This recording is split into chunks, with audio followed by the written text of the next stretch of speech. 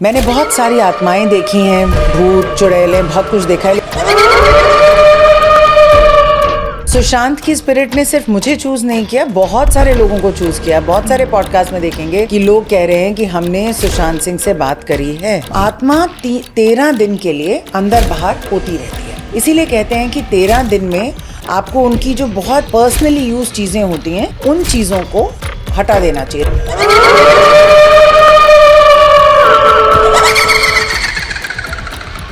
उस लेडी के ऊपर उसके एंसेस्टर्स की आत्मा ने उसको पोजेस किया। तंत्र का सबसे बड़ा गढ़ माँ कामाख्या का है।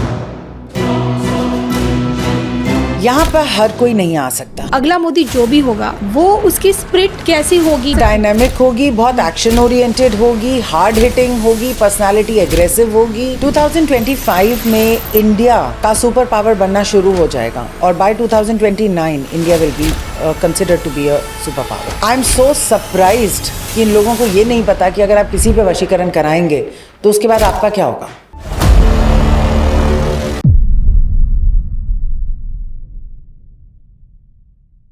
नमस्कार, एनएमएफ न्यूज़ के दर्शकों का स्वागत है। कविता राणा आज के इस पॉडकास्ट में मेरी जो मेहमान है, मैं उनको कह सकती हूँ कि वो साइकिक वर्ल्ड की सबसे खूबसूरत एक स्पिरिचुअल लेडी हैं। आइए हम स्वागत करते हैं डॉक्टर मननीत कौर जी का, जो कि आप कह सकते हैं इंडिया के नंबर 1 ऑटोमेटिक राइटिंग कोच हैं, psychic medium, spiritual coach, psychic investigator, astrologer, बहुत सारी चीज़ें हैं। इन सब चीज़ों के बारे में जानेंगे। मैम, सबसे पहले तो आपका स्वागत है। Thank you. देखिए, आपका जो इंट्रोडक्शन है उसमें जो सबसे पहले आता है automatic writing coach, psychic word से जिस तरह से आप लोगों की प्रॉब्लम सॉर्ट आउट करती हैं, इन्वेस्टिगेटर भी हैं जी। तो राइटिंग का मतलब मैं समझना चाहूँगी सबसे पहले, ये है क्या? कविता, ऑटोमेटिक राइटिंग का मतलब है कि हम अपने स्पिरिट गाइड से या अपनी हायर कॉन्शियसनेस से या यूनिवर्स के किसी पार्ट से कनेक्ट करके एक ऐसी पॉसिबिलिटी अपनी लाइफ में लाएं जो अभी तक हमें पता नहीं है कि एग्जिस्ट करती है। जैसे अभी जब भी आप हमें कोई प्रॉब्लम होती है तो हम अपने माइंड से उसका आंसर निकालते हैं या ज़्यादा से ज़्यादा किसी से पूछ लेते हैं आपका क्या ख्याल है इस बारे में। लेकिन ये दोनों ही चीज़ें गलत हो सकती हैं और ज़रूरी नहीं है कि हमारी सोल पर्पस के लिए ये चीज़ें सही हूँ। मैं आपको एक एग्जांपल देती हूँ। सपोज़ किसी को अपने बच्चे को यूएस भेजना है पढ़ने के लिए और वो पर्सन बहुत सिंपल फैमिली से आता है और उसको बहुत डर भी लगता है। एक मिडिल क्लास फैमिली में लोगों को लगता है कि क्या हमें ये करना चाहिए, बच्चा सेफ होगा नहीं होगा, स्पेशली अगर लड़की है। तो पहले वो अपनी हिस्ट्री देखेंगे, हमारे में से तो कोई नहीं गया। फिर वो अपने माँ बाप से पूछेंगे, वो कहेंगे नहीं क्या करना है यहीं पढ़ा लीजिए। लेकिन अगर वो अपने स्पिरिट गाइड से पूछेंगे तो हो सकता है स्पिरिट गाइड्स बोलें कि आपका पर्पस ऑफ लाइफ, ये जो आप इस जीवन में आए हैं, आपका पर्पस ही हिम्मत दिखाना है। पिछले जन्मों में आपने हिम्मत नहीं दिखाई, करेज नहीं दिखाई, तो करेज दिखाने के लिए आपको अपने बच्चे को यूएस ज़रूर भेजना चाहिए। लेकिन ये हम आपस में बात करके तो इस कंक्लूजन पे नहीं पहुंचे। तो हमारी जिंदगी के लिए जो सबसे हाईएस्ट लेवल का ज्ञान है, जो हमारी आत्मा के लिए भी अच्छा है, जिससे हम अपना पर्पस भी मीट कर सकते हैं, उसको ऑटोमेटिक राइटिंग कहते हैं। और इसमें हम अपनी थर्ड आई को खुलते हैं और उसके थ्रू वो एक ब्रिज बनता है हमारे और भगवान के बीच में। तो मेरे पास जो ऑटोमेटिक राइटिंग के स्टूडेंट्स आते हैं वो भगवान शिव को चैनल करते हैं, साईं बाबा को चैनल करते हैं और उनकी चैनलिंग्स या उनकी कही हुई बातें कॉपी पे लिखते हैं। तो हम इसको ऑटोमेटिक राइटिंग इसलिए कहते हैं क्योंकि ये राइटिंग ऑटोमेटिकली हो रही है, जो भगवान हमें बता रहे हैं। माइंड से राइटिंग नहीं हो रही। अगर आप कोई कहानी लिखेंगे तो आप मन से सोच के लिखेंगे, दैट इज़ योर माइंड। लेकिन अगर आप ऑटोमेटिक राइटिंग करते हैं तो आप एक गूढ़ ज्ञान को पेपर पे लिख रहे हैं। और ये चीज़ मैंने 9 साल पहले सिखानी शुरू की थी, जब इंडिया में कोई भी नहीं सिखाता था। और इस साल हमारे 70 बैचेस पूरे हो जाएंगे, 70 बैचेस, जिसमें पूरी दुनिया से लोग आते हैं। साइकिक वर्ड की आपको क्वीन कहा जाता है और आपके ज़्यादातर पॉडकास्ट में जो कहा जाता है कि आप आत्माओं से बात कर लेती हैं और वहीं एक मीडियम है जो आप एक आम आदमी की जो डे टू डे लाइफ जो उसकी प्रॉब्लम्स उसको सॉर्ट आउट भी कर लेती हैं। लेकिन अगर बात आपके थोड़े से अतीत में जाए तो आप कॉर्पोरेट वर्ल्ड में भी हायर पोजीशंस पे काम कर चुकी है। तकरीबन मोर देन 19 ईयर्स का आपको एक्सपीरियंस रहा है। तो मैं जानना चाहती हूँ कि एक अलग ज़िंदगी से एक दूसरी ज़िंदगी में कैसे आप इन्वॉल्व हो गई, क्या एक आपकी ज़िंदगी का कौन सा टर्निंग पॉइंट रहा? मुझे बहुत पहले एक एस्ट्रोलॉजर ने कहा था कि आपकी लाइफ का फर्स्ट पार्ट और आपकी लाइफ का सेकंड पार्ट मैच ही नहीं करेगा, ऐसा लगेगा आप किसी और का जीवन जी रही हैं। तब तो मैं बहुत हंसी थी उसके ऊपर, मैंने कहा ऐसे कैसे हो सकता है, इतनी प्लानिंग से करियर बनाया है, इसी में रिटायर होंगे वगैरह वगैरह। लेकिन ये एक नियर डेथ एक्सपीरियंस से हुआ। जब मैं अपने कॉर्पोरेट वर्ल्ड में ही थी, जब मैं अपनी लास्ट जॉब में थी, तो मुझे कुंडलिनी के एक्सपीरियंसेस होने शुरू हुए।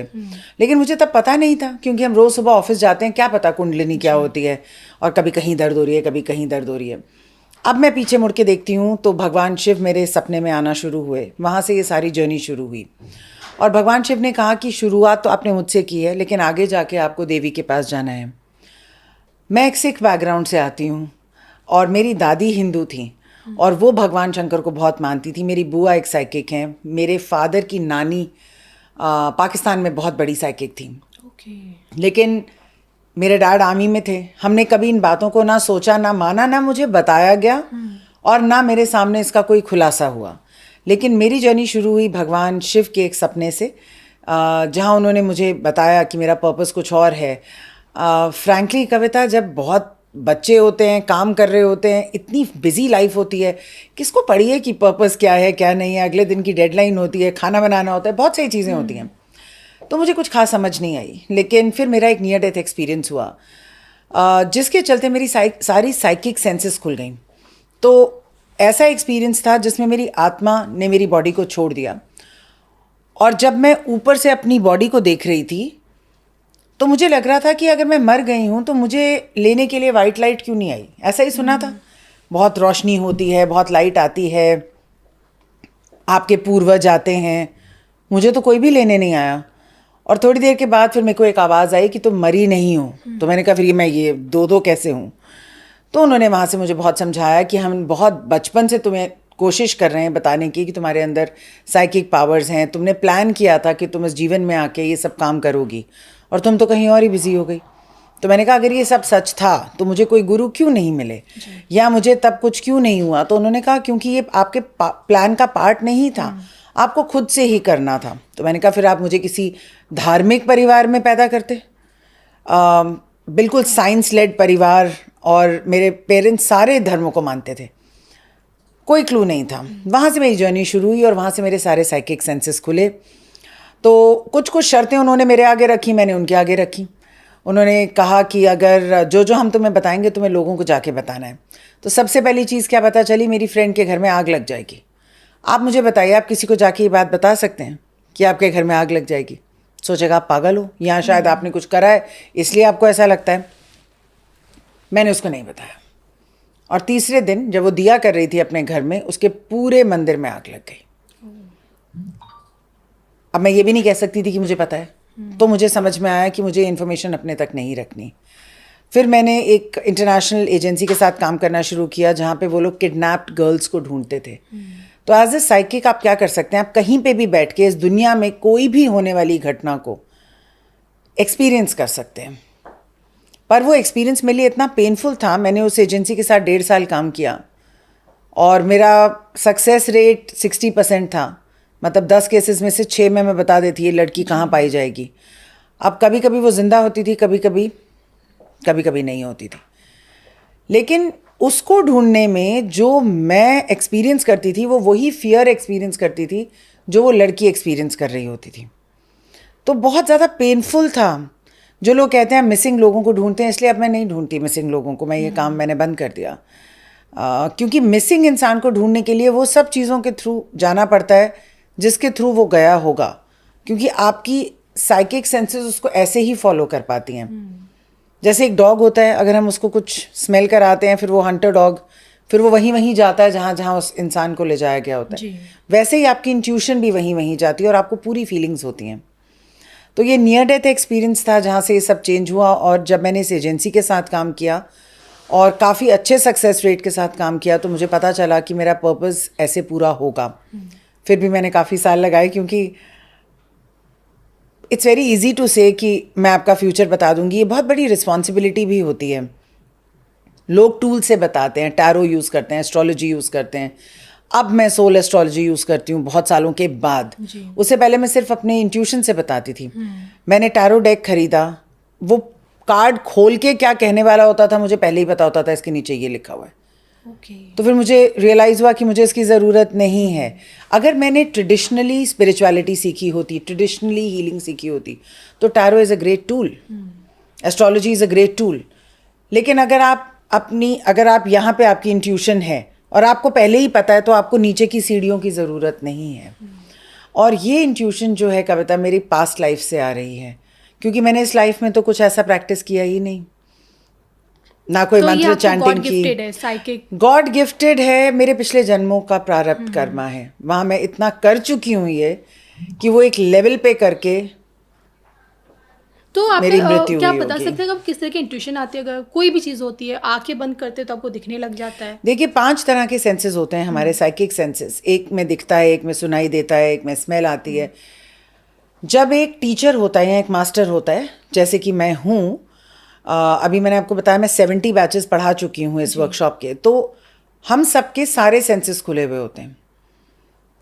तो बहुत बार ऐसा होता है कि जब मैं कहीं जाती हूँ तो मैं अंदर ही नहीं जा पाती, क्योंकि मेरे गाइड्स मुझे अंदर ही नहीं जाने देते। तो जैसे ही मैं आपके ऑफिस में आई, मुझे बहुत अच्छा लगा, मैंने कहा ये तो बहुत अच्छी जगह है।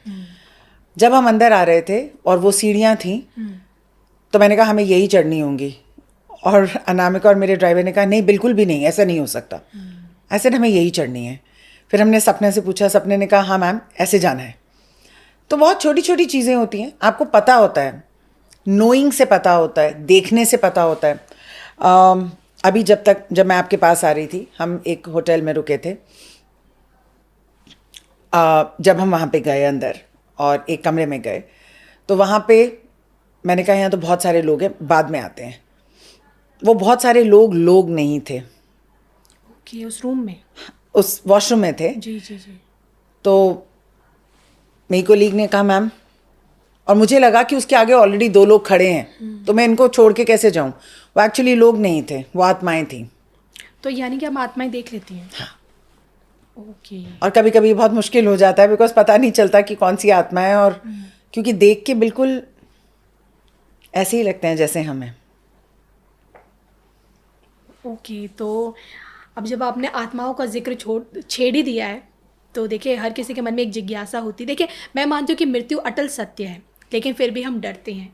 लेकिन हर इंसान आज की डेट में जानना चाहता है कि मृत्यु आने से पहले के 24 घंटे कैसे आभास हो जाता है कि भाई इस बार तो जाना है, और मृत्यु जब हो जाती है उसके बाद के 24 घंटे, दोनों की पिक्चर आज आपसे जाननी है। मृत्यु के 24 घंटे पहले नहीं, मृत्यु के कम से कम 2 महीने पहले से इंसान को पता होता है कि वो मरने वाला है। अच्छा, पहले आभास हो जाता है? सबको आभास हो जाता है। कई लोग बिल्कुल एक नींद की स्थिति में होते हैं, जिसको हम कहते हैं कि कॉन्शियस नहीं होते, अवेयर नहीं होते, और कई लोग काफ़ी जागरूक होते हैं, तो उनको पहले ही पता चल जाता है।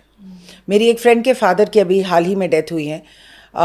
उन्होंने नॉर्मली सुबह उठ के अपनी सारी विल लिख के, बहुत सारे चेक साइन करके, बहुत सारी चीज़ें तैयार करके, बिल्कुल नॉर्मल, कोई दर्द नहीं हो रही, कुछ नहीं हो रहा, और उसी रात को उनको अचानक से हार्ट अटैक आया, and he was not able to make it to the hospital.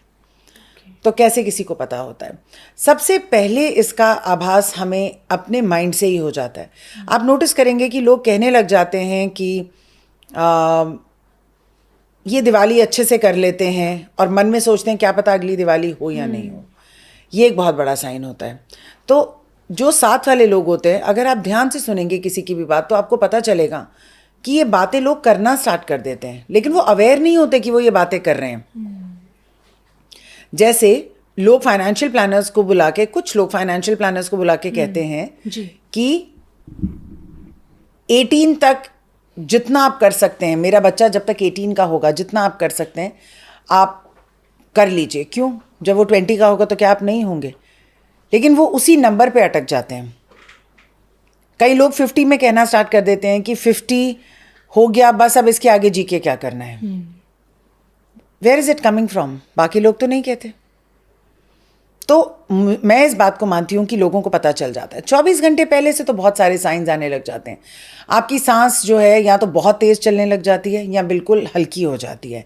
आपको ऐसा लगता है कि मैं लेटूं तो लेटा ही रहूं, आंखें बंद करूं और सिंक करता जाऊं। लोगों को कम से कम 7 दिन पहले से अपने पेरेंट्स, अपने पूर्वज दिखने लग जाते हैं। उनको लगता है कि कोई हमें लेने आया है। अच्छा, कई बार वो ये भी नहीं समझते कि लेने आए हैं। वो कहते हैं कि हमें मम्मी दिख रही हैं या हमें बहुत सारे लोग दिख रहे हैं, ये क्यों हैं यहाँ पे। तो ये आभास हो जाता है लोगों को बहुत भूख या प्यास लगनी कम हो जाती है। और जो बहुत वाइज लोग होते हैं ना कविता, जैसे मेरे एक पूर्वज थे जिन्होंने कहा जगह खाली कर दीजिए, मुझे नीचे लेटना है। उनको नहीं पता था क्या हो रहा है, पर वो लेट गए और उन्होंने कहा मेरे हाथ में दिया रख दीजिए। Within 3 minutes he died of a silent heart attack. Okay. आभास सबको हो जाता है। और एकदम 24 घंटे के बाद क्या होता है, शुरू में तो आत्मा वहीं रहती है कुछ टाइम तक, और उसके बाद जैसे मैंने आपको बताया एक पोर्टल खुलता है, ऐसे जैसे एक दरवाज़ा खुलता है। बहुत वाइट लाइट होती है उसमें, या कह लीजिए बहुत रोशनी होती है। हमें एक चॉइस दी जाती है उस टाइम पे कि आप आगे बढ़ना चाहेंगे या यहीं रहना चाहेंगे। अच्छा, यहाँ पे चॉइस मिलती है। जैसे हमें लाइफ में चॉइस मिलती है वैसे ही हमें डेथ में भी चॉइस मिलती है। और 90% लोग उस पोर्टल में चले जाते हैं। फिर लोग कहते हैं कि 13 दिन तक आत्मा वहीं रहती है, तो फिर अगर चले गए तो वापस कैसे आ गए। लेकिन मैं ये मानती हूँ कि एक पोर्टल होता है जिसमें एक चॉइस होती है, आप उस लाइट में चले जाते हैं और आगे बढ़ जाते हैं। बढ़ने के बाद आप वहाँ पे रिसीव कर लिए जाते हैं। जैसे अगर एक बच्चे को अपने स्कूल में डाल दिया, वो अंदर चला गया, उसने अपनी क्लासरूम में साइन कर दिया, अपनी रोल कॉल लगा ली, फिर एक बार बाहर आता है अपने पेरेंट्स से मिलने, फाइनली बाय बोलने।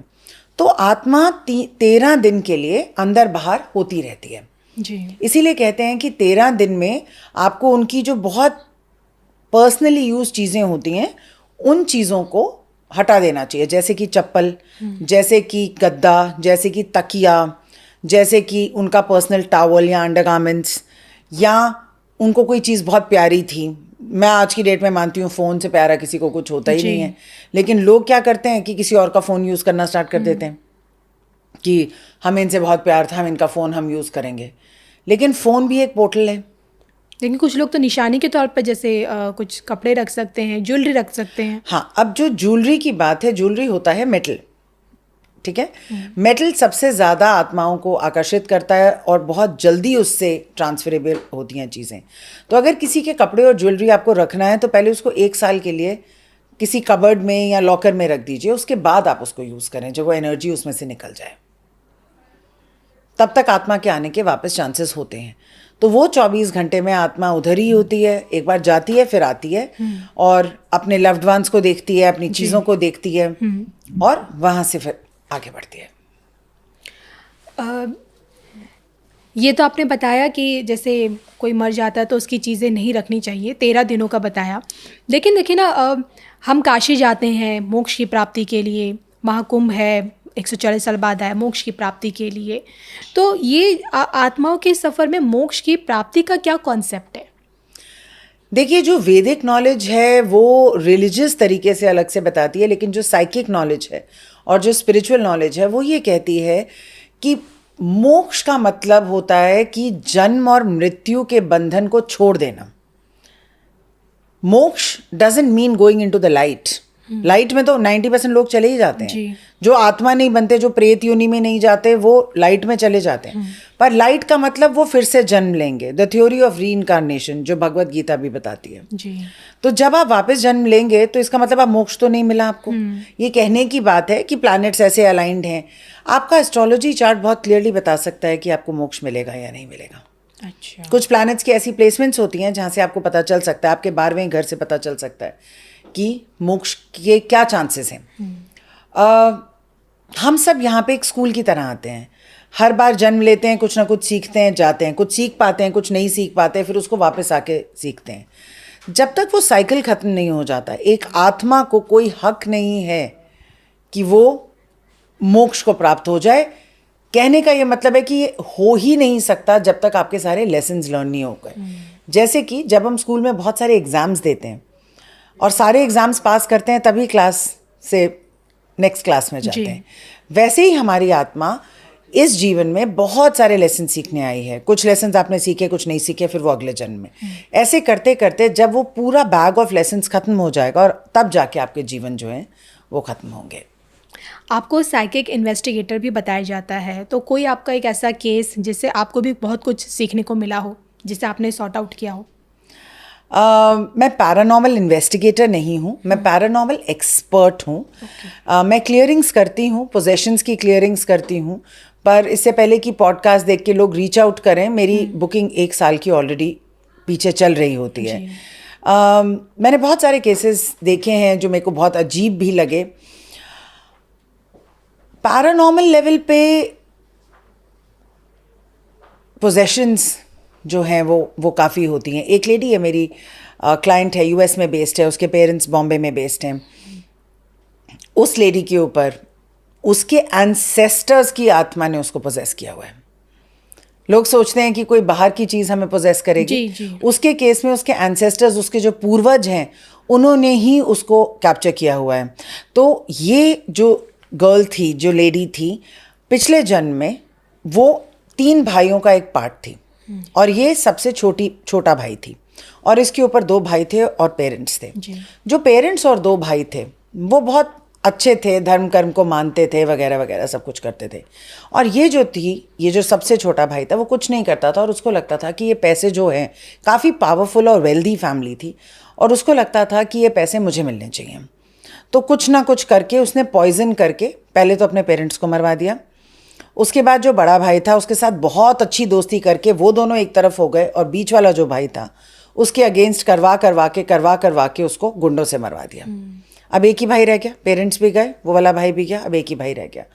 उस भाई की वाइफ के साथ इलिसिट अफेयर करके उसके थ्रू चाय में डाल के, पानी में डाल के स्लो पॉइजन, ताकि अब ये तो नहीं कह सकते पेरेंट्स भी पॉइजन हो गए तो फिर इन्वेस्टिगेशन शुरू हो जाएगी। बहरहाल उन सबको हटवा दिया और जिस लेडी के थ्रू ये सब करवाया था, जो बड़े भाई की वाइफ थी, उसको फाइनली कुछ भी नहीं दिया। वो लेडी एक तांत्रिक के पास गई जिसने इन्हीं भाइयों की स्पिरिट को कैप्चर किया एंड लाइफ आफ्टर लाइफ ये उन स्पिरिट्स को लेके आ रही है और वो स्पिरिट्स उसको छोड़ने को तैयार नहीं है। यहाँ पे मैं आपका एक बहुत इंटरेस्टिंग आपको एक कॉन्सेप्ट बताती हूँ जो बहुत सारे लोग नहीं बताते। लोगों को लगता है कि अगर किसी की मृत्यु हो गई तो उसका पोजेशन भी साथ ही खत्म हो जाएगा, लेकिन अगर एंसेस्ट्रल कर्सेस को बांधा जाए पोजेशन के साथ तो ये पीढ़ी दर पीढ़ी आप एंटिटी अटैचमेंट्स को अपने साथ हर जन्म में लेके आ सकते हो। अब फाइनली ये सोल हमारे पकड़ में आई है और हम उससे ये केस 6-7 महीने से चल रहा है और वो लेडी यूएस में बेस्ड है। कभी वो रिहैब जाती है क्योंकि वो इतनी अजीब बातें करती है कि डॉक्टर को लगता है कि उसको कोई मेंटल प्रॉब्लम है। जब वो रिहैब जाती है वो बिल्कुल ठीक हो जाती है, वो ऐसी कोई बातें ही नहीं करती। अब वो जो स्पिरिट्स हैं हम उनको धीरे धीरे माफ़ी मांग के, फॉरगिवनेस के थ्रू, इस लेडी के जो पेरेंट्स हैं वो माफ़िया मांग रहे हैं, इसके थ्रू और कुछ मंत्र चैंटिंग और साधनास के थ्रू आई वुड से 60% मान गई है वो स्पिरिट। देखिए, जो स्पिरिट आपके पास लाइफ आफ्टर लाइफ आएगी वो सिर्फ आपकी ज़ोर ज़बरदस्ती से नहीं जाएगी, उसको कहीं ना कहीं एग्री करना पड़ेगा। आपने भूल भुलैया 3 देखी होगी जिसमें एंड में वो फॉरगिवनेस के थ्रू सोल को रिलीज करते हैं क्योंकि फॉरगिवनेस इज लव। तो ये सबसे टफ केस था मेरे लिए क्योंकि मैंने अभी तक जो केसेस देखे हैं वो इसी जन्म के हैं। जन्मों जन्मों से एक आत्मा आपको छोड़ नहीं रही है। वो तांत्रिक भी मर गया लेकिन वो आत्मा अटैच हो गई तो वो अब नहीं छोड़ रही है, तो बिल्कुल डिस्ट्रॉय कर देना चाहती है। तो ये मेरा एक सबसे टफ केस था। जहाँ तक पैरानॉर्मल एक्सपीरियंसेस की बात है, मैंने बहुत सारी आत्माएं देखी हैं, भूत चुड़ैलें, बहुत कुछ देखा है, लेकिन मैं आपको एक अलग इंसिडेंट बताती हूँ।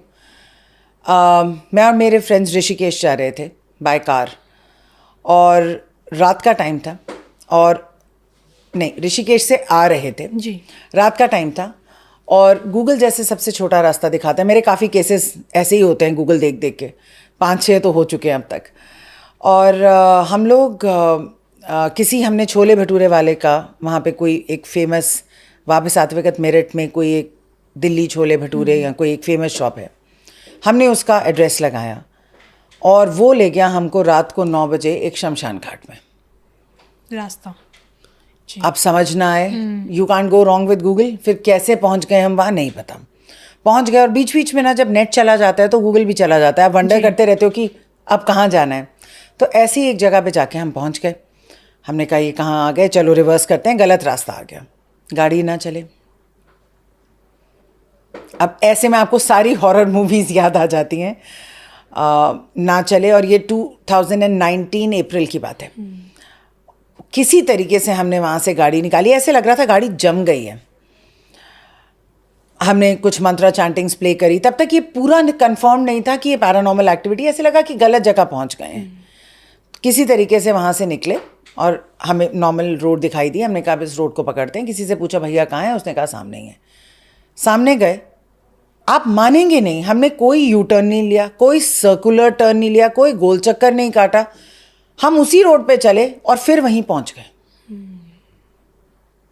आप मेंटली सोचिए कि आप एक जगह से निकले, आप सीधा जा रहे हैं, आप वापस उसी जगह पे कैसे पहुंच सकते हैं। पर हम फिर वहीं पहुंच गए। और इस बार जब हमने वहाँ से गाड़ी निकाली, मुझे नहीं पता आपने कभी कोई चुड़ैल देखी है या नहीं। जो मेरी फ्रेंड ड्राइव कर रही थी, उसके साथ ऐसे करके फ्लाई कर रही थी वो वाइट कलर की। आपको दिख रही थी साहब? सबको दिख रही थी, मुझे नहीं दिख रही थी, हम सबको दिख रही थी। और वो एक मोमेंट था, क्योंकि लोग चिल्ला रहे थे, मैंने देखी थी, लेकिन ऐसे कोई नहीं देखी थी। बिल्कुल बाल उड़ते हुए और हाथ ऐसे करके, और वो हमारे साथ साथ फ्लाई कर रही थी। मैं कह रही थी प्लीज़, मतलब क्या। और उसके बाद याद आता है कि हमें सब कुछ आता है, शुरू किया जाए। फिर वहाँ से हमने शुरू किया हनुमान कवच से। और वो 1 मिनट में नहीं चला जाता है कि आधा पौना घंटा वो हमारे साथ फ्लाई करी। और जब तक वो फ्लाई करी, हम किस रोड पे थे ये हमें भी नहीं मालूम, ये उसे भी नहीं मालूम, लेकिन उसी के एरिया में फ्लाई कर रहे थे। फाइनली हमने रुद्र पाठ लगाया, हम सब ने किया। गाड़ी रोक भी नहीं सकते ऐसे में, आप सोचिए, गाड़ी भी नहीं रोक सकते। वो करके फिर वो एकदम हमें धक्का मार के निकली। और जैसे उसने गाड़ी को धक्का मारा, हम सबको एकदम झटका लगा, जैसे किसी ने पीछे से पुश किया हो। और पीछे कोई ट्रैफिक नहीं था हमारे, लेकिन हमें, और बहुत तेज एक श्रीक, चीख जिसे कहते हैं, करके वो एक तरफ और हम एक तरफ। और वहाँ से हम पहले सबसे हमने टेंपल ढूंढा, हम वहाँ गए, हमने जो मर्जी हम कर सकते थे। अब रात को आपको पता है टेंपल्स बंद होते हैं इस टाइम पे, लेकिन हम वहाँ पहुँच के सांस ली, पानी वानी पिया। बहुत देर के बाद होश आया, और फिर हमने किसी को बोला कि आपकी गाड़ी के पीछे पीछे लगाएंगे। दिल्ली की जो गाड़ियाँ जा रही थी, किसी को रिक्वेस्ट करके फिर हम वापस आए। आपके इसी इंसिडेंट से जुड़ा एक सवाल मेरा ये है कि जब कोई ऐसा इंसान इस तरह की सिचुएशन में आ जाता है जहाँ वो अकेला हो और कुछ आत्माएं उसे घेर ले, चाहे वो ईविल आत्मा हो, तो उस टाइम ऑन द स्पॉट उसे क्या करना चाहिए? माँ काली का मंत्र, या तो वो क्रीम क्रीम क्रीम बोलना स्टार्ट कर दे, या फिर ओम ऐम ह्रीम क्लीम चामुंडाय विचे। ओके, मंत्रों का जाप। मंत्रों का जाप। कई बार जो लोग इन चीज़ों पे विश्वास नहीं करते, लेकिन उनके साथ चीज़ें हो रही हैं, और जब उसका आभास होने लगता है, वो डरने लगते हैं। तो क्या कुछ ऐसे आप कह सकते हैं कि सिम्टम्स हैं जिनसे पता चल सकता है कि भाई हाँ, कुछ चीज़ें हैं मेरे साथ जो पैरानॉर्मल है? सबसे पहले तो अगर आपके साथ कोई चीज़ होगी तो आपको इंट्यूटिवली सबसे पहले पता चलेगा। प्रॉब्लम ये हो जाती है कि जब हमारी इंट्यूशन होती है तो इंसान सोचता है कि ये तो कुछ नहीं है, ये मेरा वहम है। सबसे पहले ही गलती ये है। तो आप वहम ना समझें, आप उसी समय किसी स्पिरिचुअल कोच के पास जाएं, किसी साइकिक के पास जाएं और वेरीफाई करा लें क्या मेरा कोई ऐसा पीरियड चल रहा है। क्योंकि जब हमारे एस्ट्रोलॉजी में कुछ ऐसे पीरियड्स चल रहे होते हैं तो हम ज़्यादा ससेप्टेबल होते हैं, या हमारा मून ही वीक है, या हमारा 8वां घर लोडेड है, या कुछ ऐसे कॉम्बिनेशंस बन गए हैं जिसकी वजह से ये टाइम चल रहा है। ठीक है, तो आप वहम ना सोचें। सेकेंडली, आपको कुछ भी अपने बारे में अननेचुरल लगे, जैसे कई लोगों को आवाज़ आती है मर जा मर जा मर जा, नहीं पहले तू मर जा मर जा मर जा।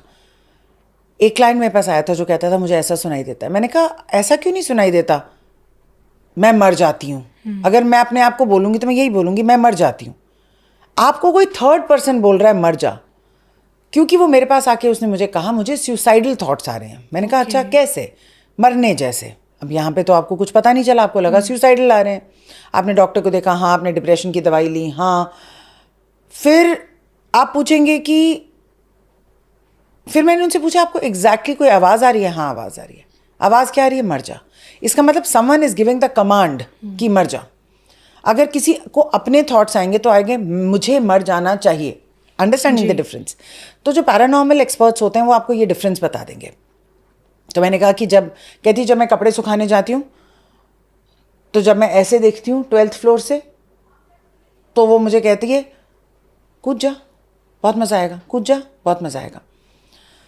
तो ऐसी जो चीज़ें होती हैं, अगर किसी को आपको खुद ही आइडेंटिफाई करना है कि क्या यह आपकी अपनी आवाज़ है, हो सकता है आपकी आवाज़ ही हो लेकिन कोई कमांड दे रहा है, तो एक ऐसी इंट्यूशन होती है। एक होता है कि आपको अननेचुरली या तो बहुत भूख लगने लग गई है या बिल्कुल ही भूख खत्म हो गई है, या अननेचुरली इतना गुस्सा आ रहा है कि आपको लग रहा है कि इस गुस्से में मैं किसी को मार ही दूँ, या आपके अंदर से एक अजीब सी स्मेल आ रही है, या आपके अंदर से नहीं, आपको हर जगह जाके वो स्मेल आपके साथ साथ चल रही है। आप किसी के ऑफिस जाएंगे तो भी वही स्मेल आएगी, आप अपने घर में होंगे तो एक स्मेल का आपके साथ हमेशा रहना, ये एक साइन होता है।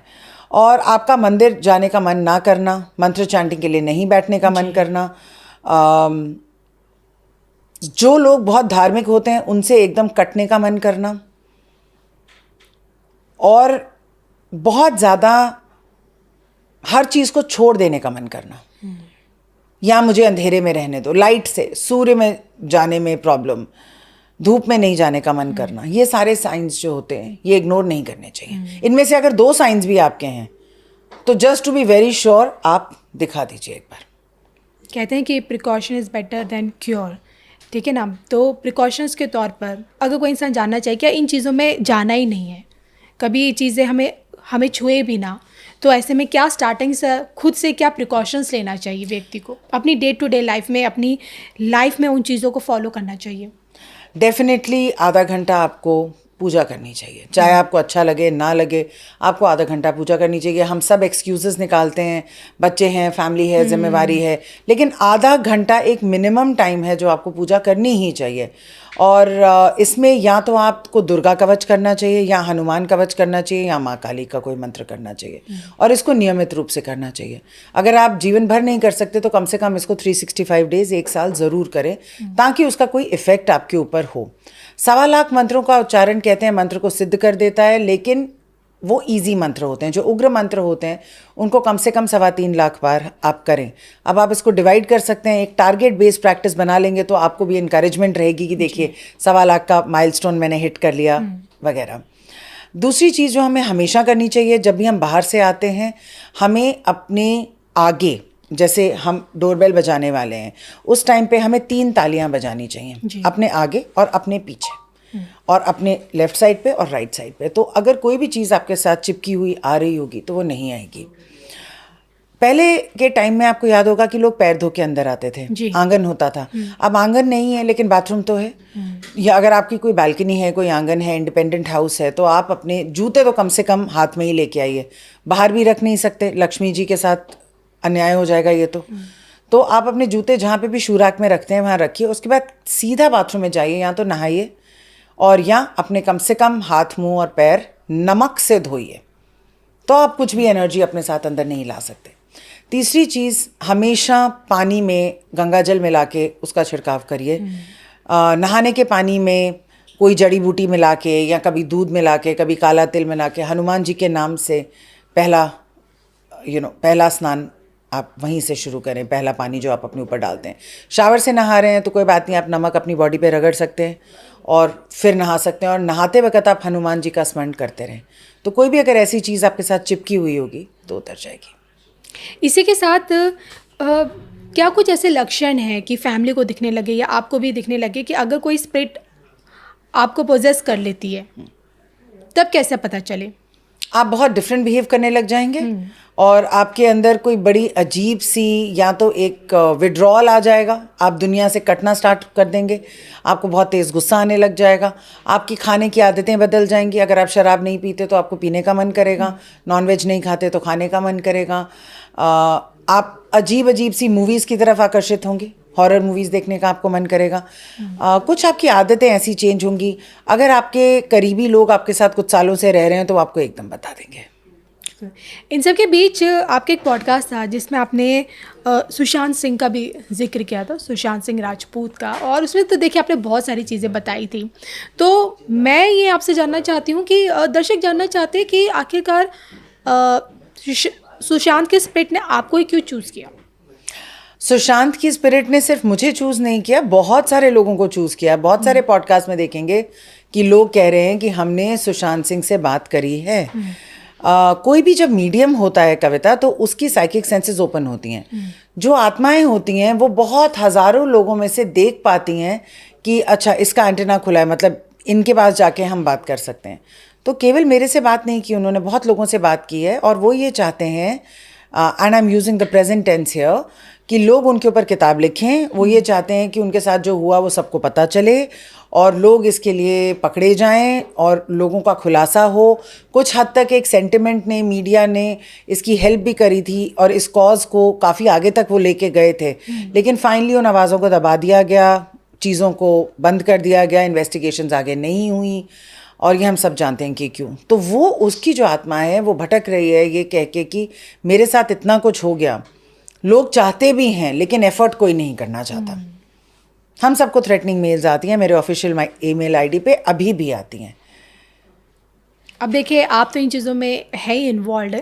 आपसे जानना चाहूँगी, जैसे मैं जानती हूँ कि एक पॉजिटिव होती है तो एक नेगेटिव, दोनों एनर्जीज हमारे इस इन्वायरमेंट में एग्जिस्ट करती हैं जी। तो ऐसे में क्या स्पिरिट्स में भी कुछ अच्छी स्पिरिट्स होती हैं, कुछ नेगेटिव स्पिरिट्स होती हैं? ओके, जो अच्छी स्पिरिट्स होती हैं वो तो लाइट में चली जाती हैं। कभी आपका ऐसा रहा है कि किसी अच्छी स्पिरिट ने आपकी कहीं कोई मदद की हो? बहुत बार। उनको हम स्पिरिट गाइड्स कहते हैं।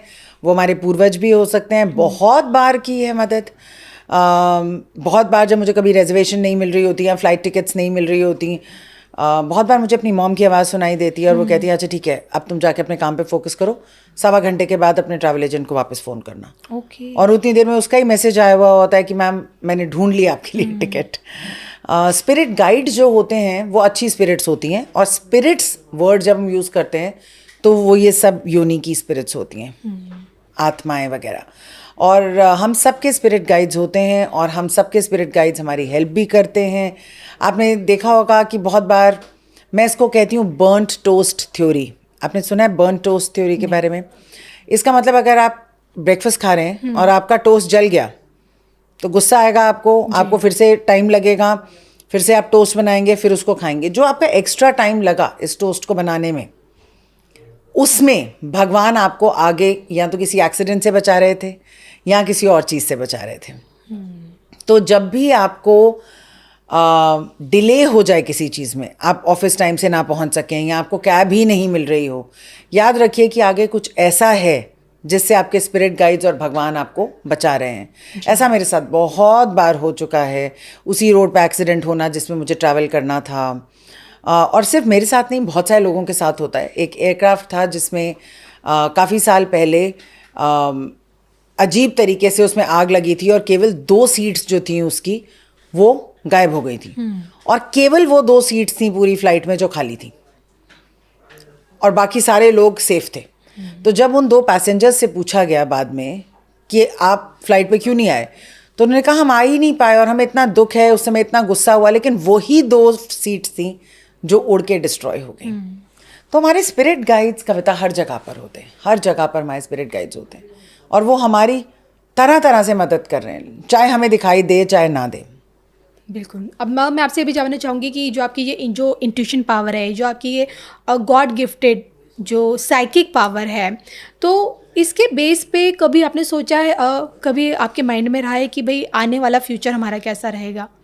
जैसे मैं आपसे जानना चाहूँगी, जैसे कोविड का हमें कभी अंदाज़ा नहीं था कि इस तरह की महामारी आएगी, हमारी लाइफ में आएगी, हमारे अपनों से हमें पूरी तरह से बिछड़ जाएंगे। आपको कभी हुआ कोविड का कभी आभास इसके आने से पहले? हाँ, बहुत सारे लोगों को कोविड का आभास था और ये प्रिडिक्टेड भी था। कोविड वॉज प्रिडिक्टेड और अभी फिर से प्रिडिक्शन हो रहा है कि 2026 में भी एक ऐसी चीज़ आएगी जिसमें जो कोविड जैसी ही होगी लेकिन वो पानी के थ्रू फैलेगी। अब जैसे कहा जाता है कि जो नया साल है 2025 जिसमें हम एंटर कर चुके हैं, जी देखिए एस्ट्रोलॉजिकली तो बहुत सारी प्रिडिक्शंस है, लेकिन अभी जो हम देख रहे हैं रशिया यूक्रेन जो इंटरनेशनल लेवल पे जो वॉर छिड़ी हुई है और हमारे आसपास जो गृह युद्ध की स्थिति है, आप बड़ों से बांग्लादेश को ले लीजिए, पाकिस्तान को ले लीजिए, अफगानिस्तान, हमारे खुद के देश में, लेकिन हमारे देश का जो नेतृत्व है पीएम मोदी जी के उसमें, तो इन चीज़ों को देखते हुए क्या आप बता सकते हैं कि आपकी साइकिक पावर 2025 को लेकर कितनी पॉजिटिविटी बताती है? क्या आगे होने वाला है? कुछ अच्छा कुछ बुरा दोनों। जी, 2025 में इंडिया का सुपर पावर बनना शुरू हो जाएगा और by 2029 India will be considered to be a super power. Sanatan Dharma का राइज होगा, लोग बहुत ज़्यादा स्पिरिचुअलिटी की तरफ जाएंगे, बहुत सारे पुराने तरीके काम करने के ख़त्म हो जाएंगे। 2025 में काफ़ी डिस्ट्रक्शन होगी, वॉर्स होंगी, डिस्ट्रक्शन होगी, भूकंप आएंगे, नेचुरल कैलामिटीज़, अर्थक्वेक्स, फायर्स। आज जो भी तारीख है 2 हफ्ते ही हुए और आप देख लीजिए फायर, आप देख लीजिए स्पेन में पानी, आप देख लीजिए अर्थक्वेक जो तिब्बत में आ ही गया था 3-4 जनवरी को, और अभी हाल ही में Saif Ali Khan has been stabbed. तो 2 हफ्तों में ही आप हर तरह की आपने चीज़ देख ली। ये बैकड्रॉप रहेगा क्योंकि ये मंगल का साल है, ये बैकड्रॉप रहेगा और हमें इसमें बहुत बच के चलना है, केयरफुली चलना है। रिसेशन आएगा, ग्लोबली तो आ ही गया, इंडिया में भी रिसेशन आएगा। जिनके पास नौकरियां हैं वो अपनी नौकरी पकड़ के बैठे हैं, जो लोग बिजनेस शुरू करने का सोच रहे हैं वो प्लानिंग इस साल करें लेकिन शुरू अगले साल करें। ये साल इन्वेस्टमेंट्स करने का नहीं है, ये साल अपने पैसे को पकड़ के रखने का है। ये साल आपको सिखाएगा बहुत कुछ, लोगों के चेहरे दिखाएगा, बहुत चेंज आएगा। This is the year of change and action. इस साल भाग्यवादी नहीं हो सकते, इस साल डेस्टिनी पे ही नहीं सोच सकते भगवान आएंगे और सब कुछ ठीक कर देंगे। आपको मेहनत करनी पड़ेगी, आपको अपने वेट के लिए एक्सरसाइज करनी पड़ेगी, आपको मेहनत करके ही आप पैसे कमा पाएंगे। हो सकता है इस साल में लोगों की नौकरियां बदलें, कंट्रीज़ बदलें, अपॉर्चुनिटीज़ बहुत सारी आएंगी। इंडिया की युद्ध की स्थिति बनी रहेगी और चैलेंजेस आते रहेंगे, बट आई डोंट सी कि हम कोई फुल फ्लेज्ड वॉर में चले जाएंगे, ऐसा नहीं होगा। अभी हम सबको अपनी हेल्थ को स्ट्रेंथन करने की ज़रूरत है क्योंकि एक आउटब्रेक और आने वाला है जिसकी शुरुआत ऑलरेडी हो चुकी है। वाटर कंटामिनेट हो जाएगा, वाटर रिलेटेड बहुत कुछ होगा, वाटर का बहुत इम्बैलेंस होगा इस साल और अगले साल। फायर का तो होगा ही होगा, लेकिन वाटर का भी होगा। और डार्क वेब जो है वो बहुत तेज़ी पकड़ रहा है, हमारे यूथ को बिल्कुल ख़राब कर रहा है। इस साल वो अपनी और भी चरम सीमा पे होगा। मैं यहाँ पे पॉडकास्ट देखने वालों से ये कहूँगी कि आप कोई भी गलत काम में इंडल्ज ना करें। लोग ऊजा बोर्ड्स खरीद लेते हैं, प्लानचेट्स खरीद लेते हैं स्पिरिट्स को बुलाने के लिए। डार्क वेब वाले तो पहले ही स्पिरिट्स के साथ काम कर रहे हैं, जो तांत्रिक हैं वो तो पहले ही लोगों पे वशीकरण कर रहे हैं। आप मानेंगी नहीं मेरे पास कितने वशीकरण के रिक्वेस्ट आते हैं। आई एम सो सरप्राइज्ड कि इन लोगों को ये नहीं पता कि अगर आप किसी पे वशीकरण कराएंगे तो उसके बाद आपका क्या होगा, उसका अंजाम उन्हें भी भुगतना पड़ता है। बिल्कुल, उन्हें ही नहीं बल्कि सबसे पहले उनके बच्चों को। आप किसी पे अगर आज आप वशीकरण करा रहे हैं तो इसका इफेक्ट आपके बच्चों पे होने वाला है। ये कोई नहीं सोचता, लेकिन लोगों को उसी समय चाहिए क्योंकि this is the age of instant gratification. Maggi noodles का टाइम है, अभी चाहिए तो अभी ही चाहिए। बच्चा भी आज की डेट में टॉय का वेट करने को तैयार नहीं है जी। मुझे अभी चाहिए, तो लोगों को लगता है मुझे इस लड़की से प्यार है, मुझे इससे अभी शादी करनी है। नहीं करी तो आओ वशीकरण करा दे। और जो लोग ये कर रहे हैं उनका आप कार्मिक इम्प्लीकेशन देख लीजिए। तो 2025 एक बदलाव का साल रहेगा, एक अपॉर्चुनिटी का साल रहेगा। अपॉर्चुनिटी किस चीज़ की? हर चीज़ की। इसमें जो लोग काम करने को राजी हैं उनके पास इतने पैसे आएंगे कि आप सोच ही नहीं सकते। लेकिन जो लोग काम नहीं करना चाहते वो खत्म हो जाएंगे। छोटी छोटी कंपनीज बंद हो जाएंगी, कंपनीज को मिलजुल के काम करना पड़ेगा, एक कॉन्ग्लोमरेट बनाना पड़ेगा, बहुत सारी चीज़ों की एंडिंग्स होंगी। मैं आप लोगों से कहना चाहती हूँ कि 9 साल पहले आपकी लाइफ में क्या हो रहा था। सब लोग सोचें 9 साल पहले यानी कि 2016 जी। जो भी आपकी लाइफ में 2016 में शुरू हुआ था जो ठीक नहीं था, इस साल वो खत्म हो जाएगा। ओके, यानी कि 9 साल पहले के हमें फ्लैशबैक में जाना पड़ेगा अपने आगे के भविष्य को देखने के लिए। और इसी के साथ देखिए, आप जब हमारे ऑफिस आई तो आपको एक बड़ी गुड फीलिंग महसूस हुई, बड़ी पॉजिटिविटी फीलिंग हुई, और नो डाउट आप जिससे मिलती होंगी उसकी वाइब्स को आप बहुत जल्दी पकड़ लेती होंगी, पॉजिटिव और नेगेटिव जी। कभी आपने देश के प्रधानमंत्री नरेंद्र मोदी को देखते हुए कुछ वाइब्स, कुछ स्पिरिट्स ने कभी कुछ आपको कुछ इंडिकेट किया होगा कि भाई इस लीडरशिप में जो हम अभी आगे बढ़ रहे हैं आगे का फ्यूचर क्या कहता है और कितना बेहतर होने वाला है? India is going to become a super power. I think तो जो उसका नेतृत्व कर रहे हैं वो इसके लिए काफ़ी हद तक जिम्मेवार हैं। और मैं इंडिया को शाइनिंग देखती हूँ, मैं इंडिया को बहुत ब्राइट देखती हूँ, और लीडरशिप में चेंज इस साल एक्सपेक्टेड है। आपने कहा कि लीडरशिप में चेंज इस साल एक्सपेक्टेड है, यही एक चीज़ है। देखिए ना, आज हर कोई एक चीज़ जानना चाहता है कि मोदी के बाद अगला मोदी कौन। देखिए, मैं नहीं चाहूँगी कि आप नाम लें, मैं चाहूँगी जो भी होगा, अगला मोदी जो भी होगा, वो उसकी स्पिरिट कैसी होगी उसके बारे में आप बता बहुत सकते हैं? डायनामिक होगी, बहुत एक्शन ओरिएंटेड होगी, हार्ड हिटिंग होगी, पर्सनालिटी एग्रेसिव होगी। और जैसे एक ट्रू लीडर, देखिए लीडर्स बहुत तरह से बनते हैं। जी। मोदी जी एक ब्रिलियंट लीडर हैं अपनी तरह से, लेकिन उनसे काफ़ी डिफरेंट पर्सनालिटी के आएंगे, क्योंकि नीड ऑफ द आवर होती है ना। देखिए, इंडिया की जो दशा तब चल रही थी वो चंद्रमा की दशा चल रही थी। चंद्रमा मून होता है, इमोशंस होता है, भावुक होके लोगों को लीड करना, वो एक तरह का स्टाइल होता है। इंडिया की दशा चेंज होके अब मंगल की दशा आ गई है।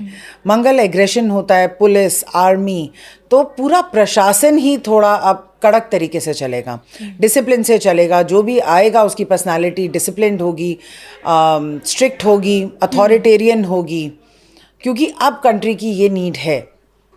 तो कुछ शिफ्ट तो ज़रूर आएगा 2025 में। बिल्कुल। इसी के साथ मैं बात करना चाहूँगी कि अगर हम बात करें कि आपने कहा ना कुछ इस देश में होगा, 2025 में डिस्ट्रक्शन भी हो सकता है।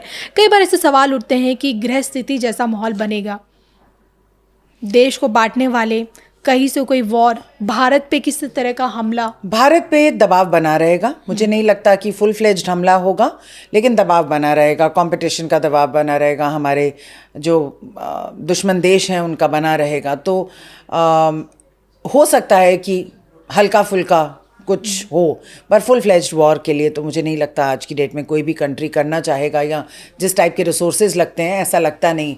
I think the world is going into bio Wars, चाहे वो कोविड हो या चाहे वो जो नेक्स्ट चीज़ आने वाली है वो हो। ये आसान भी है, लॉसेस भी ज़्यादा लोगों को लगता है नहीं है, आर्मी को पूरा डिप्लॉय भी नहीं करना पड़ता, और जो उनका एम होता है वो हो भी जाता है। तो बायो वॉर्स में लोग ज़्यादा जा रहे हैं। आर्टिफिशियल इंटेलिजेंस बहुत राइज करेगा 2025 में। आज देखिए, आपने सुना होगा कि ना सिर्फ इंडिया में बल्कि बाहर के कंट्रीज़ में जॉब्स नहीं है लोगों के पास, है ना। अच्छे खासे पढ़े हैं, कुछ लोग तो कह रहे हैं हार्वर्ड में रह के भी जॉब्स नहीं है लोगों के पास। इंडिया में जॉब की सिचुएशन, ऑल्दो रिसेशन आएगा, लेकिन इंडिया की अपॉर्चुनिटीज़ बाकी कंट्री की अपॉर्चुनिटीज़ से बेटर होंगी। जितने भी लोग अपने बच्चों को बाहर भेज रहे हैं उनको वापस रिकन्सिडर करना चाहिए, because by 2029 India will be the super power. आप अपने बच्चों को वहाँ पढ़ाएं और उनको आके इंडिया में ही जॉब करनी पड़े, इसका कोई फ़ायदा नहीं है। और मैं पर्सनली ये मानती हूँ कि India has the best education to offer, if not the best then one of the best. तो ये जो एक्सोडस हो रहा है लोगों का बाहर के देशों की तरफ, ये बंद हो जाएगा और लोगों को रियलाइज़ होगा कि अपॉर्चुनिटी इधर है। यहाँ पे बहुत सारे entrepreneurs, businessman, India will be the land of opportunities and 2025 is the beginning of that. बिल्कुल, तो आपने फ्यूचर तो दिखा दिया है। अब बात करें, जो कि हम स्पिरिट्स पे बात कर रहे थे, स्पिरिट्स की बात आती तो तंत्र मंत्र की साधना उससे बिल्कुल तुरंत जुड़ जाती है। तंत्र मंत्र की साधना जहाँ बात आती है वहाँ असम का कामाख्या क्षेत्र, उसकी चर्चा होने लगती है। मैं ना सिर्फ आपसे कामाख्या के बारे में जानना चाहूँगी, बल्कि इसके अलावा भी देश में वो कौन कौन से तीर्थ हैं जहाँ पे तंत्र मंत्र की साधना रही है और अभी भी होती है। इंडिया का सबसे बड़ा तांत्रिक कैपिटल माँ कामाख्या का ही है। बाकी बहुत सारे लोग जाते हैं, काली घाट भी जाते हैं, बहुत तंत्र सब जगह होता है, लेकिन जो कामाख्या है वो अगर 100 है तो बाकी 10 या 20 ही हैं। तो मेरा मानना ये है कि माँ कामाख्या के पास जो नीलांचल हिल है वहाँ पे बहुत तंत्र होता है और तंत्र की विद्या दी जाती है। अब देखिए, तंत्र एक फायर की तरह, एक आग की तरह है। आप इसको कैसे यूज़ करें ये आपके ऊपर है। आप इसको खाना बनाने के लिए भी यूज़ कर सकते हैं, किसी के घर में आग लगाने के लिए भी यूज़ कर सकते हैं। तो ये आप कैसे यूज़ करें ये आपके ऊपर होगा, लेकिन तंत्र का सबसे बड़ा गढ़ माँ कामाख्या का है। यहाँ पर हर कोई नहीं आ सकता। सबसे पहले तो 2 तरह के लोग वहाँ जाते हैं। एक होते हैं जो प्रेयर्स के लिए जाते हैं, माँ की ब्लेसिंग्स के लिए जाते हैं। हम एक आम आदमी लोग, एक आम आदमी, और दूसरे होते हैं जो वहाँ पे तंत्र सीखने जाते हैं। वहाँ जो अम्बुवाची होता है, वहाँ पे ऐसी साधनाएं होती हैं और वो ऐसे पावरफुल दिन होते हैं कि आपकी वर्षों की साधना और वहाँ पे किए हुए 4 दिन की साधना बराबर हो जाती है जी। तो लोग इसके साथ अपने तंत्र के गोल्स को बांधते हैं, और एनिमल सैक्रिफाइसेस होते हैं, पिजन के होते हैं, गोट के होते हैं। ऐसी कुछ जगहें अभी भी इंडिया में हैं जहाँ पे ह्यूमन सैक्रिफाइसेस होते हैं, आदमियों की बलि दी जाती है, ईस्ट में ही है। तो साधनाएं अपनी चरम सीमा पर होती हैं। आजकल जेन्युइन तांत्रिक कितने हैं ये किसी को नहीं पता। बिल्कुल। तो ये मतलब एक सोचने की चीज़ है, और अगर आप तंत्र में रुचि रखते हैं तो आप जाएं 10 महाविद्या की ओर, और आप उसको एक सौम्य तरीके से करें, बजाय इसके कि आप सैक्रिफाइस करके करें। क्योंकि अगर आपको वाम मार्ग पे ही जाना है तो क्या आपको प्रोफेशनल तांत्रिक बनना है, ये क्वेश्चन है। अगर आपको केवल तंत्र सीखना है for the blessings and protection, तो आप 10 महाविद्या की साधना कर सकते हैं। मैं 10 महाविद्या के बारे में आपसे ये जानना चाहती हूँ। देखिए शारदीय होता है, जब चैत्र, जब ये 2 नवरात्र आते हैं तो हम माँ दुर्गा के 9 रूपों को पूछते हैं। कात्यायनी, कालरात्रि, शैलपुत्री, ब्रह्मचारिणी, ठीक है, हम सब उन्हीं को पूछते हैं 9 दिनों तक। लेकिन हम 10 महाविद्याओं को क्यों नहीं पूछते हैं? पूछते हैं। मेरे सारे 10 महाविद्या की वर्कशॉप्स उन्हीं 10 दिनों में होता है। ये आप पे डिपेंड करता है कि आप नवरात्रि में ये 9 रूप पूजेंगे, और 10वें दिन जो दशहरा होता है उस दिन बलि दी जाती है जी। तो लोग 10 महाविद्या को पूछते हैं। पहले दिन माँ काली, दूसरे दिन माँ तारा, ऐसे करके। तो पूरी 10 महाविद्यास को इन दिनों में पूजा जाता है। हमारी सारी वर्कशॉप्स, काली दरबार और अब काली कोड इन्हीं दिनों में होता है। काली कोड तो खैर 1 साल का प्रोग्राम है माँ काली के साथ जुड़ने के लिए, लेकिन 10 महाविद्यास की जो पूजा होती है वो वही लोग कर सकते हैं जो इन उग्र शक्तियों को हैंडल कर सकते हैं, जिनको इनकी समझ है, जो इनके मंत्रोच्चारण को समझते हैं, उनको गृहस्थ जीवन में कैसे लाया जाए ये समझते हैं। क्योंकि इनमें से जैसे माँ तारा है, माँ तारा की पूजा जो है ज़्यादातर शमशान में की जाती है जी। तो एक गृहस्थ औरत या एक गृहस्थ आदमी क्या ये कर सकता है? नहीं। लेकिन इसको घर पे करने का क्या तरीका है ताकि उनकी ब्लेसिंग्स आए? देखिए 10 महाविद्यास एक एंटीबायोटिक की तरह है, लूजली हेल्ड। अगर आपको सिर्फ फीवर है, आप सिर्फ क्रोसिन खाएंगे। जी। जब आपको कुछ ऐसा होगा कि आपको एक बहुत शक्तिशाली दवाई की ज़रूरत है, तब आप उनको छुएंगे। माँ कामाख्या भी लोग सोचते हैं अरे बहुत पॉडकास्ट देख लिया, हमें भी जाना है, हमें भी जाना है। ये कोई डिज्नीलैंड नहीं है जहाँ पे आप जा सकते हैं। पहले तो उनकी मर्जी के बिना नहीं जा सकते।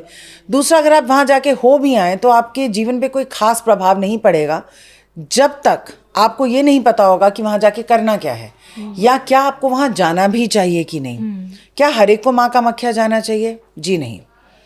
आपके चार्ट को देख के आपको पता चलेगा कि आपके अंदर किस एनर्जी के साथ जुड़ाव लिखा हुआ है।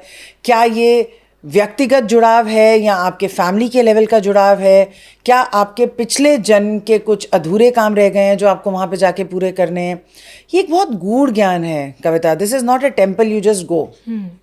हमने टिकट बुक करी और हम आ गए, फिर आके क्या हुआ? कुछ नहीं, बहुत अच्छा था, बस दर्शन करके आ गए। हाँ, तो आपको तो पता ही नहीं चला ना। मतलब आपने तो किसी चीज़ को बस ऐसे टच कर लिया, आपने उसको फील नहीं किया, एक्सपीरियंस नहीं किया, क्योंकि ना आपको पता है कि आपके लिए वो बना है। लोग फोमो में चले जाते हैं, और ना आपको पता है कि वहाँ जाके करना क्या है या उसको कैसे एक्सपीरियंस करना है। एक टेम्पल में आइडियली जब हम जाते हैं और हमें पता होता है उसका सही गलत क्या है, हम कैसे वहाँ पे जाके बैठ के साधना करें, किस टाइप की साधना करें, हमें हमारा क्या गोल है, फिर वहाँ की हुई साधना आपको अगले 1 साल तक एक तो कंटिन्यू रखनी पड़ती है, और दूसरा आपको एक ऐसी शक्ति देती है जिससे आपकी लाइफ की सारी प्रॉब्लम सॉल्व हो जाती हैं। मैं आपसे जानना चाहती हूँ, फॉर एग्जाम्पल अगर मुझे बुलावा आता है, मैं वहाँ पहुँचती हूँ, तो मुझे वहाँ जाके क्या करना चाहिए? ये आपके चार्ट पे डिपेंड करेगा कविता। ये कोई मैं वैसे भी टोटकों में बिलीव नहीं करती कि कुछ भी बोल दिया इंस्टाग्राम पे तो फिर बाकी सारे हज़ारों लोग अब उसको देख के सोच रहे हैं कि हम भी यही करेंगे, हम भी यही करेंगे। बहुत सारे तरीके होते हैं। मैं आपको एक एग्जांपल देती हूँ। माँ कामाख्या के पास जाने के लिए, या आपको अगर लगता है या किसी को भी लगता है कि उनका बुलावा आया है, आपको पहले ये देखना पड़ेगा कि आपकी लाइफ में डिवाइन मैस्कुलिन ज़्यादा काम कर रहा है या डिवाइन फेमिनिन। हमारी, जिसको अब आप समझ जाइए कि बॉडी का एक तरफ या दूसरी तरफ, जिसको हम शिव और शक्ति भी कहते हैं, ठीक है। कईयों की लाइफ में शक्ति की पावर बहुत ज़्यादा होती है और उन लोगों को ज़्यादा 10 महाविद्यास की तरफ जाना चाहिए। जो शिवा वाले लोग होते हैं उनको ज़्यादा शिवा की तरफ जाना चाहिए। कुछ लोगों में ये दोनों बैलेंस्ड होते हैं और उनको कृष्ण की तरफ जाना चाहिए। तो बुलावा आया है, आप अपनी सोल एस्ट्रोलॉजी का चार्ट दिखाएं, आप अंडरस्टैंड करें कि किस पर्पस से मुझे बुलावा आया है, मैं अपनी लाइफ की आज ही क्यों बुलावा आया, क्या जूझ रही हूँ मैं अपनी लाइफ में और इसमें से क्या विजडम लेने के लिए मुझे बुलाया है। या हो सकता है कि मुझे किसी प्रॉब्लम के लिए ना बुलाया गया हो सकता है कि मुझे साधना में और आगे जाना हो, स्पिरिचुअल जर्नी में और आगे जाना हो। तो बहुत सारी चीज़ों को ध्यान में रखते हुए हमें, जैसे महाकाल, माँ कामाख्या, काली घाट, इवन केदारनाथ है ना, वो हम सोशल मीडिया की रील देके ढंडन ढंडन ढंडन पहुंच तो जाते हैं। बहुत लोग बहुत अच्छे एक्सपीरियंस से नहीं आते, बहुत लोगों को रास्ते में ही कुछ हो जाता है, बहुत लोग जाते हैं और आ जाते हैं, बस उनको जर्नी याद रहती है। क्योंकि आपका जुड़ाव कैसे है ये आपको किसी ने बताया ही नहीं। आप एक स्पिरिचुअल गुरु को सीख करें, अपना सोल एस्ट्रोलॉजी चार्ट दिखाएं, अपना लाइफ पर्पस जानें, ये देखें कि आपके आध्यात्म की जर्नी कितनी बढ़ रही है। क्या आप केतु की महादशा में हैं जिसकी वजह से स्पिरिचुअल चीज़ों की तरफ आपका झुकाव हो रहा है जी, रीज़न क्या है और करना क्या है, वो इंडिविजुअल टू इंडिविजुअल होगा। बिल्कुल। ये तो चलिए इंडिविजुअल टू इंडिविजुअल पैरामीटर्स पे आप बताया जाता है, लेकिन जब कोई इंसान इन जगहों पे जाता है, खासकर अगर माँ कामाख्या के वहाँ जाता है, तो क्या वो चीज़ आप बता सकती है कि वो चीज़ें तो बिल्कुल नहीं करनी चाहिए, वो मिस्टेक्स जो भूल कर भी नहीं करनी चाहिए? आपको भूल कर भी वहाँ पे जाकर किसी को पकड़ के अपना चार्ट नहीं दिखाना चाहिए। वहाँ पे तंत्र विद्या बहुत चरम सीमा पे होती है, तो आपको कोई भी वश में कर सकता है। बहुत आसान जगह नहीं है। कोशिश करें अपने बच्चों को ना लेके जाने की। छोटे बच्चे वो एनर्जी हैंडल नहीं कर सकते, बच्चे सॉफ्ट होते हैं, तो बच्चों को कोशिश करके ऐसी जगहों पे नहीं लेके जाना चाहिए। आप जब वहाँ जाएं तो बहुत ज़्यादा ज्वेलरी ना पहने, लकड़ी की चीज़ें पहने, लकड़ी की माला, रुद्राक्ष की माला, बहुत मेकअप करके ना जाएं, बिल्कुल सामान्य तरीके से जाएं, बिल्कुल ही सामान्य तरीके से, इत्र लगा के ना जाएं, है ना। और अगर आप बलि नहीं देख सकते तो आप कामाख्या ना जाएं। वहाँ पे मैंने इतने लोग, जब भी मैं जाती हूँ वो मेरे पॉडकास्ट देख के चले गए होते हैं और वहाँ कहते हैं मैम आप आ गई, ये देखिए हमसे तो देखा नहीं जा रहा। एक लेडी के पैर पे खून लग गया था, वो तो कितनी देर वहाँ बैठ के रोती रही। तो हर किसी के बस का नहीं है ये देखना या एक्सपीरियंस करना। तो अगर आपको बलि नहीं देखनी, आप उस एरिया में ना जाएं। आप कभी भी ऐसी जगहों पे अष्टमी के दिन ना जाएं, क्योंकि वो फिर वहाँ पे साधना और साधक वाला रूप होता है। पूर्णमासी अमावस्या पे अवॉइड करें। आप किसी ऐसे दिन जाएं जहाँ पे भीड़ कम हो, आप आराम से बैठ के अपनी मेडिटेशन कर सकें अगर आपको वहाँ करनी है। बहुत सारी जगहें होती हैं जैसे कि मेहंदीपुर बालाजी, जहाँ से प्रसाद नहीं लाया जाता वापस। जी जी। आप कोशिश करें जब ऐसी जगहों पे जाते हैं, जैसे आप माँ कामाख्या पे जाते हैं, आप ज़रूर एक सिल्क की साड़ी माँ को गिफ्ट करें, रेड एंड वाइट या सिर्फ रेड गिफ्ट्स लेके जाएं माँ के लिए, जिसमें इत्र ज़रूरी है होना। I think this is it. मुझे लगता है कि हमारा जो समर्पण होता है वो चीज़ों से ज़्यादा ज़रूरी होता है। एक सिंपल फूल भी अगर कोई लेके जा सके, लेकिन बहुत दिल से लेके जाए, तो माँ भक्ति देखती हैं, आपकी गिफ्ट्स या पैसे तो खैर बिल्कुल ही नहीं देखती। और एक ये प्रॉब्लम है इंडिया में कि लोगों को लगता है कि जितनी महंगी हम पूजा कराएंगे उतना हमारा जल्दी रिजल्ट होगा और अच्छा रिजल्ट हो जाएगा। But this is not true. आप कोई भी पंडित वहाँ बैठ के अगर आपकी कोई पूजा करा रहा है, वो आपकी अपनी कही हुई 2 लाइनों की पूजा से बेटर नहीं है। आप अपने दिल से 2 आंसू अगर आपके निकलते हैं, अगर आप इतने दुखी हैं, अगर उस टाइप से आप पूजा करें, that is much more powerful. तो पंडितों से पूजा कराना, कोई कहता है 51,000, कोई कहता है 51 में तो बेसिक होगा, एडवांस्ड अगर आपको कराना है तो 1 लाख में कराइए, और उस 1 लाख के बाद वो पंडित कहाँ जाता है? तो मुझे लगता है इंडिया में पैसे के साथ ये बड़ा कन्फ्यूजन है कि आप अगर किसी टेम्पल में ज़्यादा पैसे चढ़ाएंगे तो आपको ज़्यादा बेनिफिट मिलेगा। ये एक बहुत बड़ी प्रॉब्लम है, और स्पेशली शक्तिपीठास में ये बहुत बड़ी प्रॉब्लम है। शक्ति को आपको शक्ति ही अर्पित करनी पड़ेगी, अपनी एनर्जी जिसको हम शक्ति कहते हैं वो अर्पित करनी होगी। चलिए, शक्ति की बात हुई और इन सब के बीच अब बात आ जाती है कर्म फलदाता न्यायाधीश शनि की। जी। शनि को प्रसन्न करने के लिए आज हर कोई जानता है कि या तो हनुमान जी की शरण में चले जाइए, या शनि आप दिया दान कीजिए। शनिवार को तो देखिए मंदिर, खासकर पीपल पर छाया दान, पीपल के पेड़ के वहाँ तो दिए दीपदान होता है। मैं आपसे जानना चाहती हूँ, इसलिए जानना चाहती हूँ क्योंकि देखिए इस 25 में बहुत सी राशियाँ हैं ऐसी, 7.5 में होंगी, कुछ ढैया में होंगी, जिन पे लग रही है, जिन पे उतर रही है। दोनों को ही शनि की पूजा तो करनी है, लेकिन शनि को प्रसन्न करने के लिए किसकी आराधना से शनि को प्रसन्न किया जा सकता है, ये जानना चाहती हूँ। जी, माँ काली की आराधना करके शनिदेव को प्रसन्न किया जा सकता है। शक्ति की आराधना करके? जी, मुझे लगा आप शिव की आराधना बोलेंगे। नहीं, देखिए हर महाविद्या किसी न किसी प्लैनेट से जुड़ी हुई हैं। अच्छा। तो शनिदेव को अपीज करने के लिए जो उनकी चार्ज की डेटी हैं वो है माँ काली। तो माँ काली की जब हम आराधना करते हैं 10 महाविद्या में, तो भगवान शनि प्लीज होते हैं। अभी तक हमें हनुमान जी के बारे में तो मालूम ही था, लेकिन इस साल, ये साल भी काली का है। 9 नंबर काली का होता है, 9 नंबर मंगल का भी होता है, लेकिन 9 नंबर काली का भी होता है। आपने बिल्कुल ठीक कहा कि उतरती हुई 7.5, चढ़ती हुई 7.5, उतरती हुई ढैया और चढ़ती हुई ढैया, मोटा मोटा सारी राशि कवर हो जाती है इसमें। आप माँ काली की आराधना करके देखिए, आप क्रीम का एक तरीके से बहुत प्रॉपर नियम के साथ किसी सैटरडे को शाम को नहा के, दिया जला के, सरसों के तेल का दिया माँ के आगे जला के, उनको लाल आसन पर बैठा के आप क्रीम शुरू कीजिए 108 बार रुद्राक्ष की, नई रुद्राक्ष की माला के ऊपर। माँ को सिंदूर अर्पण करिए, गुड़ अर्पण करिए और एक लाल गुड़हल का फूल अर्पण करिए। आप ये करके देखिए, 40 डेज तक आप एक संकल्प लीजिए कि मैं करूँगी, और 40th डे आप करिए हवन और उसके साथ करिए दान जी। और ये आप करके देखिए, आपके अगर शनि के इतने बढ़िया रिजल्ट्स नहीं आए, ये आएंगे ही आएंगे। चलिए, अभी मुझे ये जानने को मिला कि जो हमारी 10 महाविद्याएं हैं वो अलग अलग 9 ग्रहों से जुड़ी हुई हैं। शनि का आपने बता दिया, लेकिन मैं चाहती हूँ प्लीज़ जाते जाते आप अन्य ग्रहों का बताएं, क्योंकि देखिए ये जो साल है 25 में कह रहे कि शनि अपनी पावर अपने पिता यानी कि सूर्य को हैंडल कर देंगे, और 25 में जो राजा होगा सूर्य होगा। तो सूर्य की आराधना के लिए, उन्हें प्रसन्न करने के लिए कौन सी महाविद्या का आपको पूजा करनी चाहिए? सूर्य की जो महाविद्या हैं वो है माँ भुवनेश्वरी, और जो राहु की महाविद्याएं, आई थिंक राहु पे हमें बात करनी चाहिए, बिकॉज राहु की जो महाविद्याएं वो है माँ छिन्नमस्तिका। जी। माँ छिन्नमस्तिका, राहु की अगर आपकी महादशा चल रही है, अगर आप राहु से बहुत परेशान हैं, तो माँ छिन्नमस्तिका की आरती करनी ज़रूरी है। केतु के लिए माँ धूमावती की। लेकिन देखिए, मैं इसलिए यहाँ पे बहुत सारी महाविद्यास का एकदम जिक्र नहीं करना चाहती। लोगों को लगता है वो गूगल करेंगे छिन्नमस्तिका मंत्र और कल से शुरू हो जाएंगे। किसी भी महाविद्या को आप ऐसे टच नहीं कर सकते। आपको माँ काली के थ्रू जाना पड़ता है, आपको समझना पड़ेगा, नहीं तो ये इतना उल्टा पड़ सकता है कि आप नहीं समझ सकते।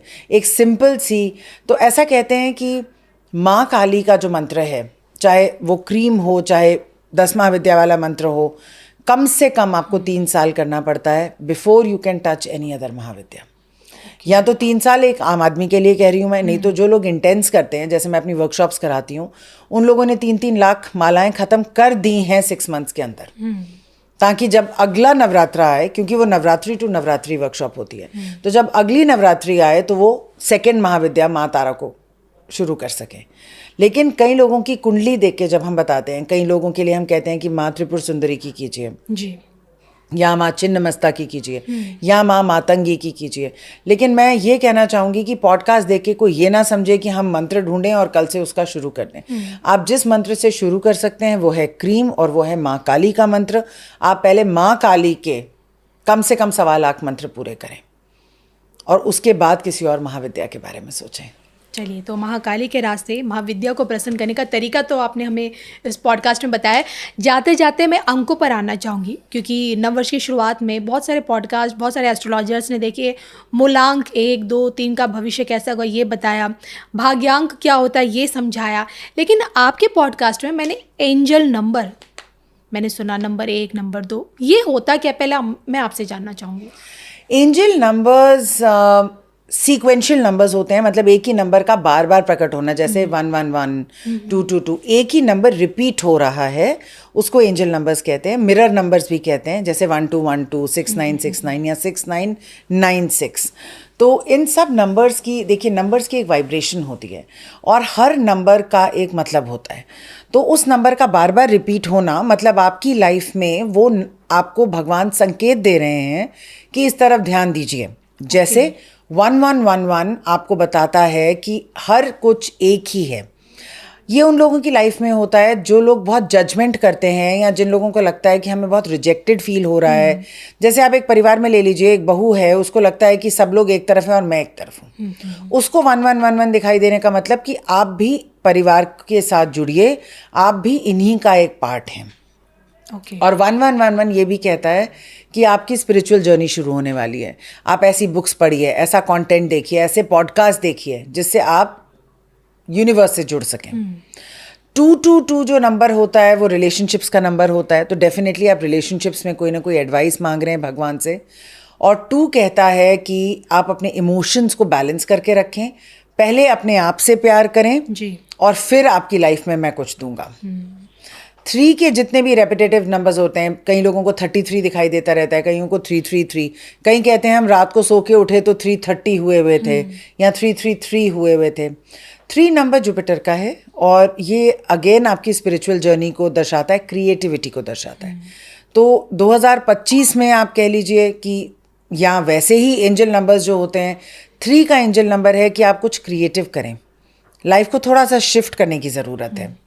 4 एक बहुत ही स्मार्ट नंबर है, 4 वाले लोग राहु से रूल्ड होते हैं जी।